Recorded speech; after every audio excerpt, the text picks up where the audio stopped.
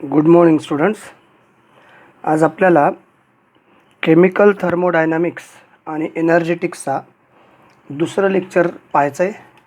Lecture number आहे 2 आणि या लेक्चरमध्ये आपल्याला याच्या अगोदर झालेल्या बऱ्याचशा कन्सेप्टबद्दल माहिती पाहायची आहे. त्यापैकी आहे थर्मोडायनामिक इक्विलिब्रियम. या ठिकाणी देतो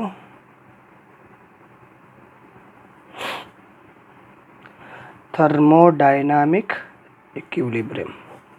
या थर्मोडायनामिक इक्विलिब्रियममध्ये 3 प्रकार येतात. एक आहे थर्मल इक्विलिब्रियम, याचे 3 प्रकार येतात. एक आहे थर्मल इक्विलिब्रियम, दुसरा आहे केमिकल इक्विलिब्रियम,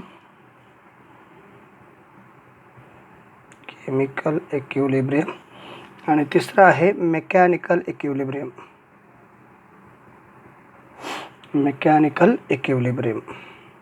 तर अशा प्रकारचे इक्विलिब्रियम येतात.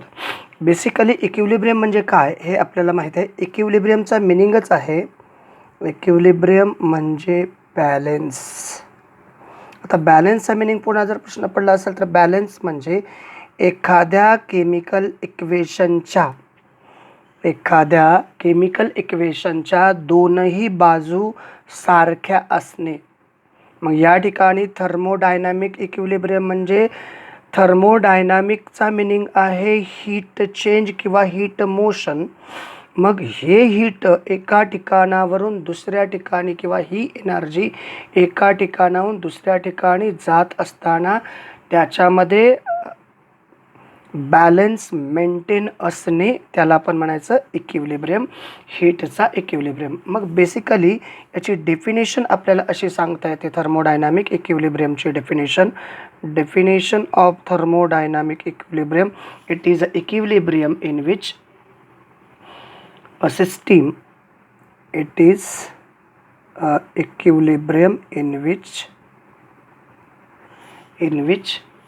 a system is said to be a system is said to be in thermodynamic equilibrium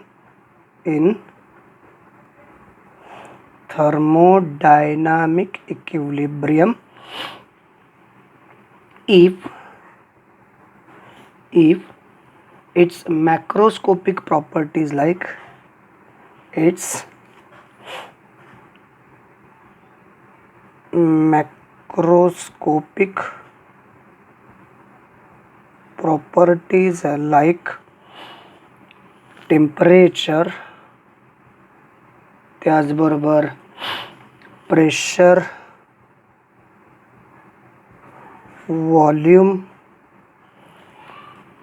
and concentration do not change with respect to time.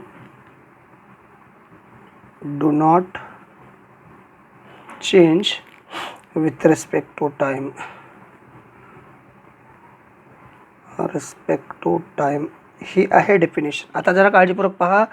System is to be thermodynamic equilibrium. Thermodynamic म्हणजे हीटचा equilibrium या ठिकाणी mention केला जातो आहे. तर याच्यामध्ये macroscopic property, micro नाही आहे, मॅक्रोस्कोपिक प्रॉपर्टी कोणत्या आहेत? मॅक्रोस्कोपिक म्हणजे टेम्परेचर आहे, त्याच्यानंतर प्रेशर आहे, त्याच्यानंतर व्हॉल्यूम आहे आणि कॉन्सन्ट्रेशन हे चेंज होत नाही. Do not change with respect to.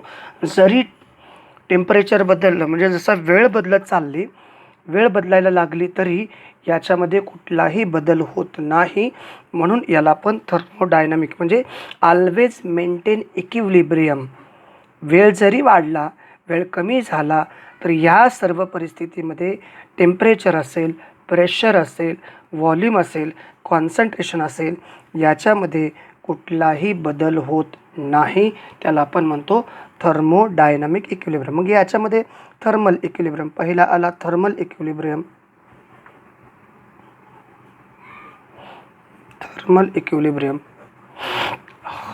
या थर्मल इक्विलिब्रियम मध्ये काय कॉन्स्टंट होतं बघा. It is a equilibrium in which is the equilibrium where the temperature of the system where the temperature of the system does not change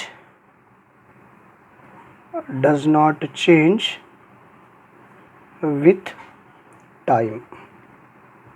म्हणजे आता बघा जरा काळजीपूर्वक पहा, याच्यामध्ये इक्विलिब्रियम मेंटेन करत असताना हे इक्विलिब्रियम आहे थर्मोडायनॅमिकमध्ये, याच्यामध्ये वेळेनुसार टाईमनुसार टेम्परेचर बदलत नाही, ते ऑलवेज इक्विलिब्रियम मेंटेन करत असतं. त्याला म्हणायचं काय म्हणायचं, त्याला थर्मल इक्विलिब्रियम.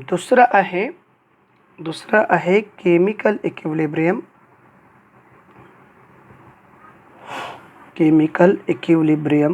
या केमिकल इक्विलिब्रियममध्ये काय काय होते ते पाहायचं आहे. याच्यामध्ये काय चेंज होत नाही बघा. Chemical composition, it is a system किंवा it is the equilibrium.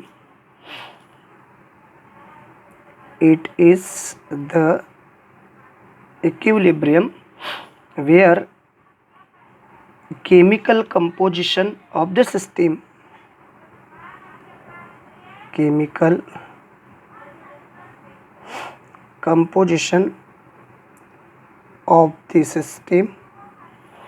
does not change with the time.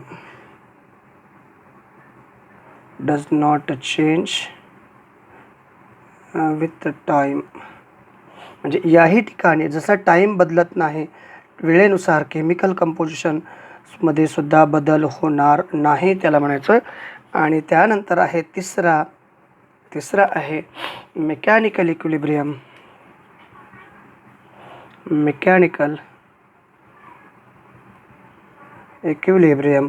It is equilibrium in which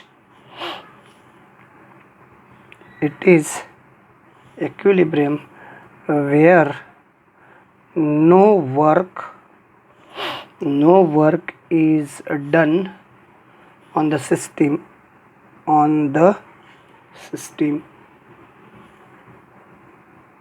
याला म्हणायचं मेकॅनिकल इक्विलिब्रियम. म्हणजे या ठिकाणी मशीन कुठलंही वर्क करत नाही. तर अशा प्रकारच्या या सगळ्या कन्सेप्ट आपण पाहिलेल्या आहेत. परत एक वेळेस सांगतो, थर्मोडायनामिक इक्विलिब्रियम, या इक्विलिब्रियममध्ये मॅक्रोस्कोपिक प्रॉपर्टीज आहेत, जसं की टेम्परेचर आहे, प्रेशर आहे, व्हॉल्यूम आहे, कॉन्सन्ट्रेशन वेळेनुसार बदलत नाही. वेळ बदलला तरी या सर्व कन्सेप्ट, या सर्व सिस्टीम्स, या सर्व प्रॉपर्टीज या कशा असतात, बदलत नाहीत. या ऑलवेज इक्विलिब्रियम मेंटेन करतात. याला आपण थर्मोडायनामिक इक्विलिब्रियम असं म्हणत असतो. याचे 3 प्रकार आहेत, थर्मल इक्विलिब्रियम, केमिकल इक्विलिब्रियम आणि मेकॅनिकल इक्विलिब्रियम. पहिला आहे थर्मल इक्विलिब्रियम, ज्याच्यामध्ये टेम्परेचर कुठल्याही वेळेनुसार बदलत नाही, सिस्टीमचं टेम्परेचर बदलत नाही, त्याला आपण म्हणतो थर्मल इक्विलिब्रियम. त्याच्यानंतर आहे केमिकल इक्विलिब्रियम, ज्याच्यामध्ये केमिकल कंपोजिशन बदलत नाही विथ टाईम. आणि त्याच्यानंतर it is a equilibrium where no work is done on system, ज्याच्यामध्ये वर्क डन होत नाही, त्याला आपण काय म्हणतो, मेकॅनिकल इक्विलिब्रियम. तर अशा प्रकारचा हा थर्मोडायनामिक इक्विलिब्रियमचा कन्सेप्ट होता, तो आपल्याला कळाला असेल अशी मी अपेक्षा ठेवतो. त्याच्यानंतर बघायचं आहे प्रोसेस. त्याच्यानंतर काय पाहायचं आपल्याला, प्रोसेस. तर या प्रोसेसमध्ये, प्रोसेस म्हणजे नेमकं काय, प्रोसेस पाहायचं आहे आपल्याला. या प्रोसेसमध्ये बेसिकली काय काय येते याचा विचार करायचा आहे. Process is a path or operation. Process is a path or operation which a system changes from. आता प्रोसेसमध्ये, प्रोसेस काय आहे, ही एक पाथ आहे. इट इज अ पाथ और operation,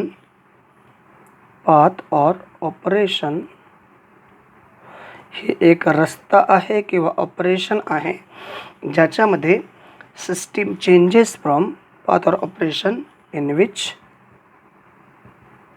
in which system changes from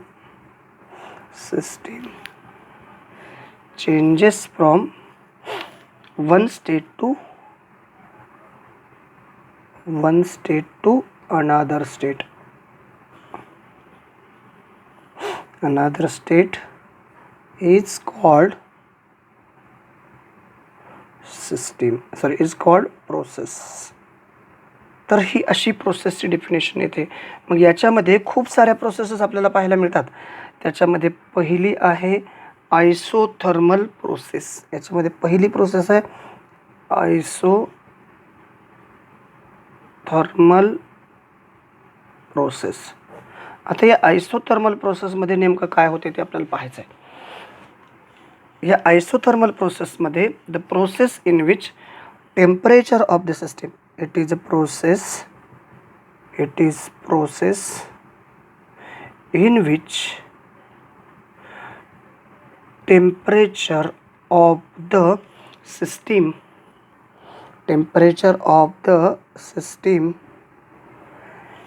remains constant.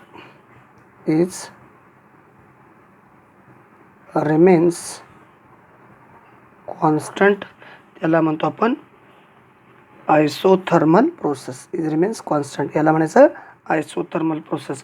मग याला आपण कसं रिप्रेझेंट करतो? आयसोथर्मलला delta T is equal to 0, याला आपण आयसोथर्मल प्रोसेस असं म्हणतो. याच्यामध्ये एक्झाम्पल येतं बॉइलिंग ऑफ वॉटरचं बॉइलिंग होणे हे एक्झाम्पल आहे. आता बघा किती टेम्परेचरला वॉटर बॉइल्ड होतो? 100 डिग्री सेल्सिअसला वॉटर बॉइल्ड होतो. त्याच्यापेक्षा कमी टेम्परेचरला वॉटर बॉइल्ड होत नाही, त्याच्यापेक्षा जास्तही टेम्परेचरला वॉटर बॉइल्ड होत नाही. म्हणजे जेव्हा वॉटर बॉइल्ड होतं ते 100 डिग्री सेल्सिअसला, म्हणजे वॉटर ही जर एक सिस्टीम असेल तर जेव्हा वॉटर बॉइल्ड होतं तर त्या वॉटरचा बॉइलिंग पॉईंट हा ऑलवेज कॉन्स्टंट असतो. कुठल्याच परिस्थितीत वॉटरचा बॉइलिंग पॉईंट बदलू शकत नाही. त्याला आपण काय म्हणतो? Isothermal process. त्याच्यानंतर आहे दुसरी आहे ॲडियाबॅटिक प्रोसेस. ॲडियाबॅटिक प्रोसेस याच्यामध्ये Q इज इक्वल टू 0, म्हणजे ही जी प्रोसेस आहे याच्यामध्ये हीट एक्सचेंज होत नाही. अशा प्रोसेसला आपण ॲडियाबॅटिक प्रोसेस असं म्हणतो. Process in which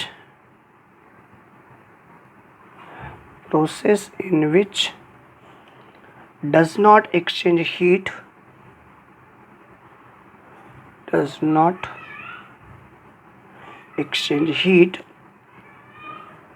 with the surroundings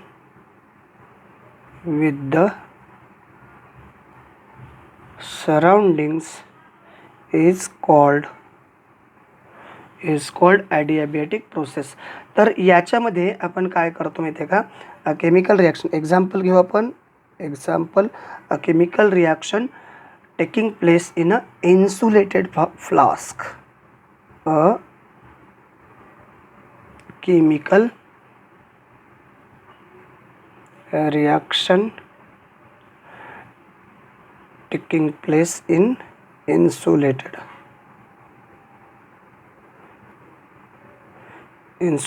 flask. आता इन्सुलेटेड फ्लास्क म्हणजे ज्या फ्लास्कमध्ये हीट आत जात नाही किंवा आतली हीट बाहेर येत नाही, अशा फ्लास्कला आपण इन्सुलेटेड फ्लास्क असं म्हणतो. आणि या इन्सुलेटेड फ्लास्कमध्ये आतली हीट बाहेर किंवा बाहेरची हीट आत जात नाही. म्हणजे जर एखादी सिस्टीम असेल तर त्याचं टेम्परेचर ऑलवेज कॉन्स्टंट, म्हणजे डज नॉट एक्सचेंजचा मिनिंग आहे आतली हीट बाहेर किंवा बाहेरची हीट आत जात नाही. अशा प्रोसेसला आपण काय म्हणतो माहिती आहे का? अशा प्रोसेसला आपण ॲडियाबॅटिक प्रोसेस असं म्हणत असतो. त्याच्यानंतर आपल्याला बघायचं आयसोबारिक प्रोसेस. तिसरी प्रोसेस आहे आयसोबारिक प्रोसेस.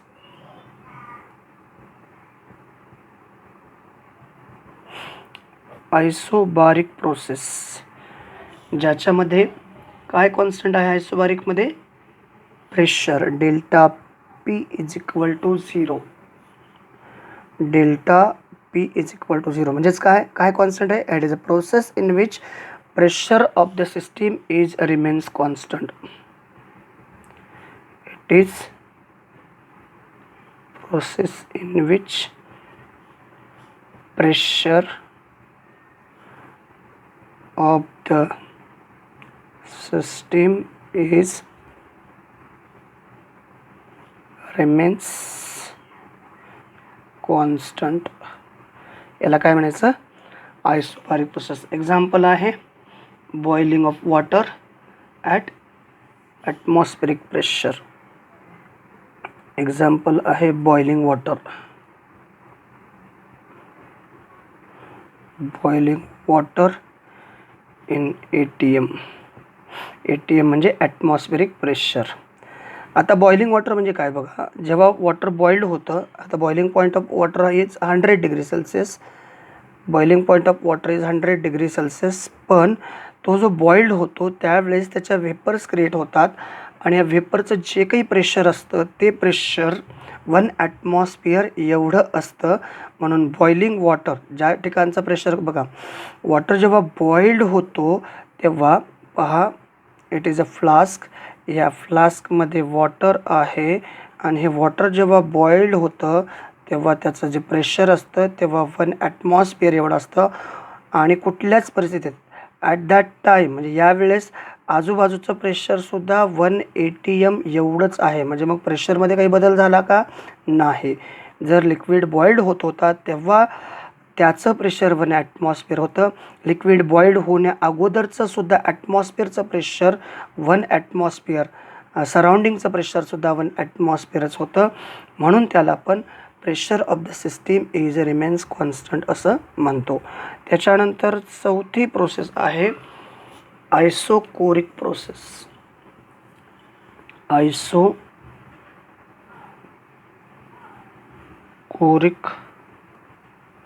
प्रोसेस, बरेच जण याला आयसोचोरिक प्रोसेस असं सुद्धा म्हणतात. याच्यामध्ये काय कॉन्स्टंट आहे? Delta V is equal to 0. Delta V is equal to 0. It is a process in which volume of the system is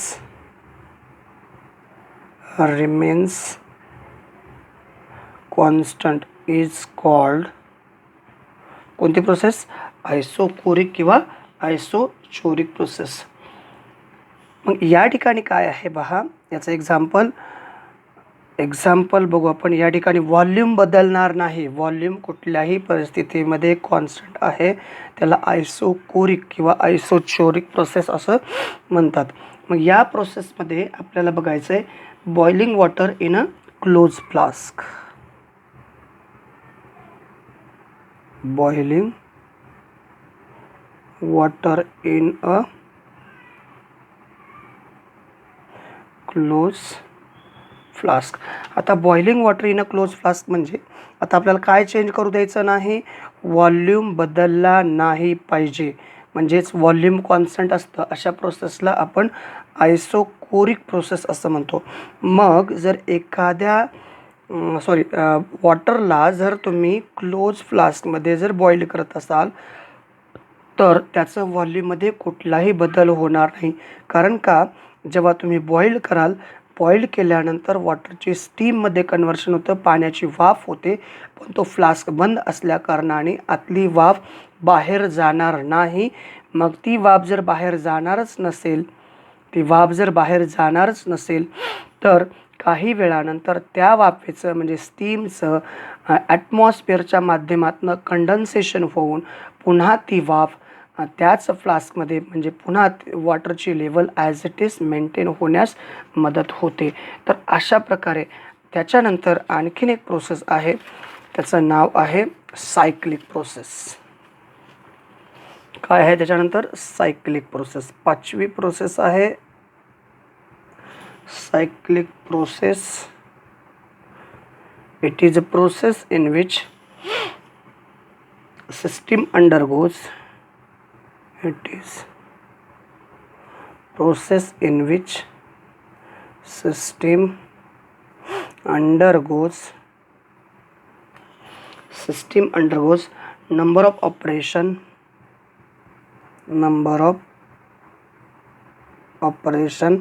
and return into its number of operation and return into its original किंवा initial state, return into its original or initial state. Cyclic प्रोसेसला delta U is equal to 0 असं आपण म्हणतो.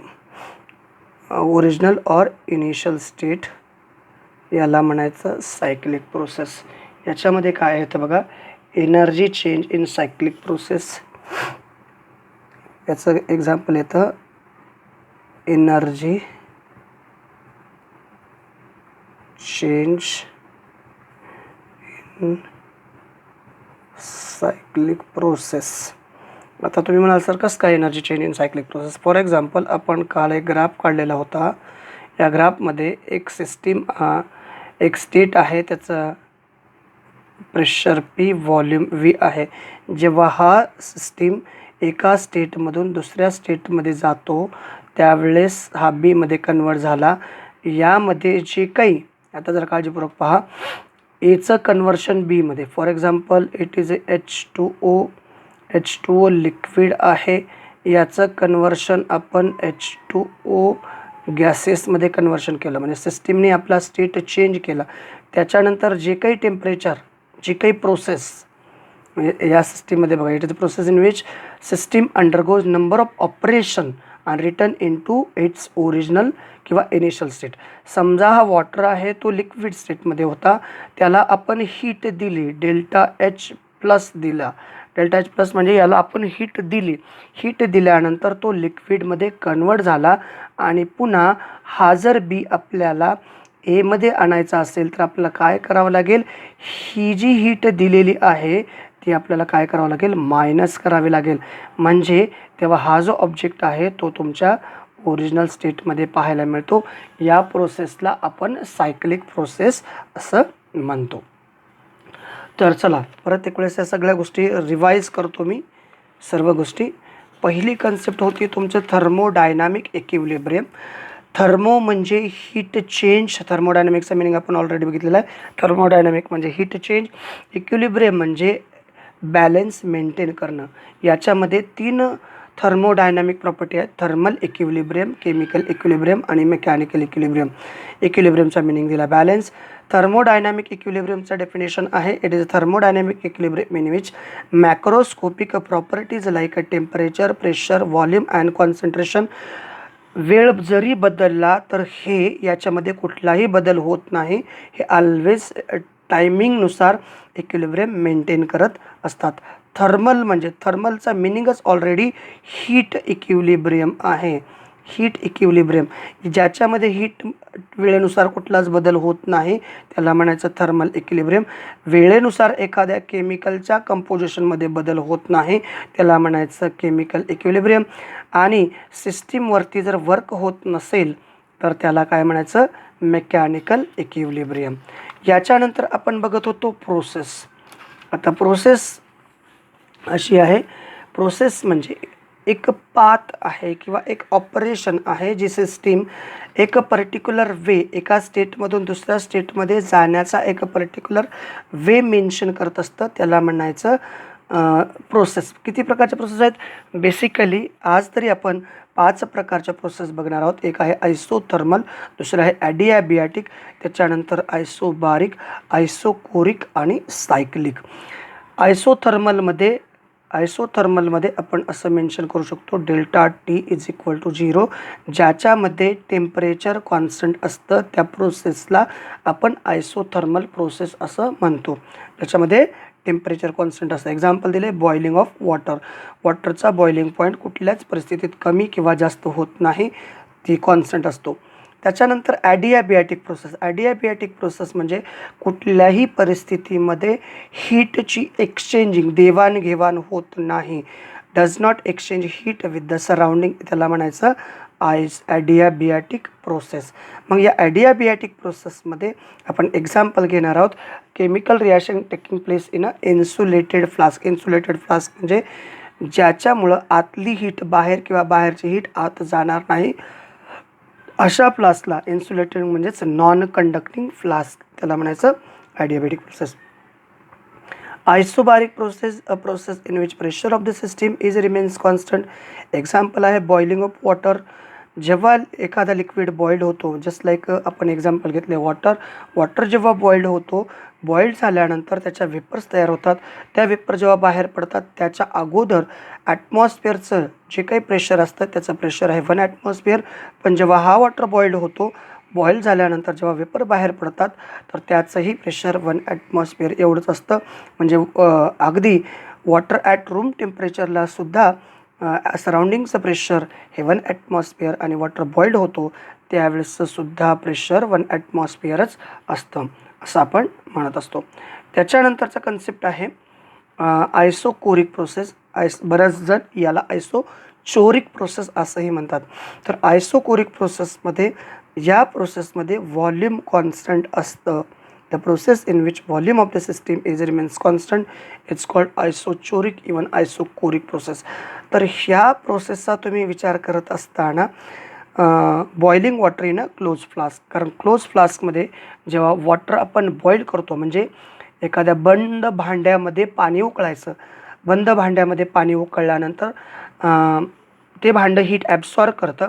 Absorb केल्यानंतर ती heat पाण्यापर्यंत पोचते. पाणी ती हीट ॲब्सॉर्ब करून वेपरमध्ये कन्व्हर्शन करतं. पाण्याची वाफ होते.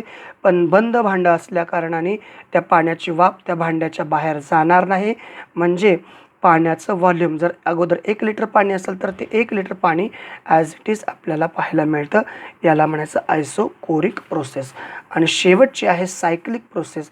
The process in which system undergoes number of operation. Cyclic म्हणजे जस्ट लाईक अ सायकल, म्हणजे आपण हे सायकल जसं म्हणतो की नाही तशा प्रकारची एखादी सायकल. तर या सायक्लिक प्रोसेसमध्ये system undergoes number of operation किंवा नंबर ऑफ स्टेप्स. एखाद्या सिस्टीममध्ये खूप सारे ऑपरेशन होतात, खूप साऱ्या स्टेप्स होतात, तरीसुद्धा सर्व स्टेप्स संपल्यानंतर ज्याचं कन्व्हर्शन झालेलं होतं. दुसरं एखादं एक्झाम्पल आपण या ठिकाणी घेऊ शकतो. या ठिकाणी प्रेशर आहे, या ठिकाणी व्हॉल्यूम आहे, या ठिकाणी एक स्टेट ऑफ ए, स्टेट एचं कन्व्हर्शन स्टेट बीमध्ये झालं, स्टेट बीचं कन्व्हर्शन स्टेट सीमध्ये झालं, स्टेट डीचं कन्व्हर्शन स्टेट सीचं कन्व्हर्शन स्टेट डीमध्ये झालं आणि पुन्हा तो ए स्टेटमध्ये कन्वर्ट झालेला आहे. म्हणजे याला अशा प्रकारच्या प्रोसेसला आपण सायक्लिक प्रोसेस असं म्हणतो. तर चला, आय होप, अशी अपेक्षा ठेवतो. आता या सगळ्या गोष्टी ऑनलाईन आहेत, प्रयत्न करतो आहे चांगल्या चांगल्या सांगण्याचा. अशी अपेक्षा ठेवतो या सगळ्या गोष्टी तुम्हाला समजल्या असतील. थँक्यू. Thanks a lot.